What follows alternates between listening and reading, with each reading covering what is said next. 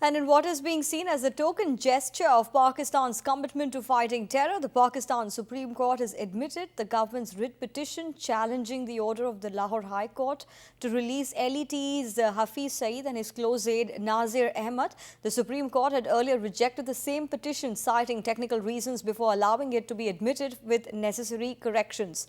The local Punjab government had last week decided to appeal against the order to free Saeed, with Pakistan's federal government following and a favorable verdict to the petition would mean that both Saeed and Nazir, named as key conspirators in 26/11 attack, can once again be placed under house arrest. Shafiq is now joining us on the phone line. Shafiq, can you give us some more details on how finally Pakistan has decided to somewhere at least toe India's line?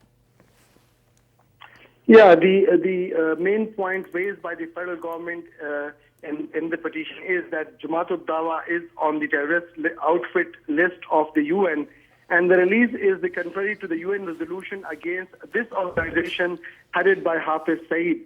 Khwaja Haris, the Advocate General, submitted the petition on behalf of the federal government. There is another point in the petition, and the Lahore High Court cannot decide legally on the matters related to the national security.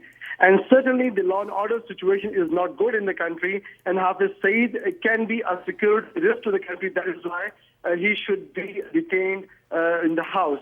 But on the other side, there is no evidence against Hafiz Saeed and Colonel retired Nazir Ahmad to prove that both have ever violated law in the country or involved in any act of terrorism. Jamaat-ul-Dawa is the charity organization which has established many Islamic seminaries and schools for the poor. It also supported the people after the major earthquake in northwestern part of the Pakistan a few years back. So it will be interesting to know what the Supreme Court decide the fate of Hafiz Saeed and his close aide, Colonel retired Nazir Ahmad. Yes. All right, Shafiq, thanks for that information. On that note,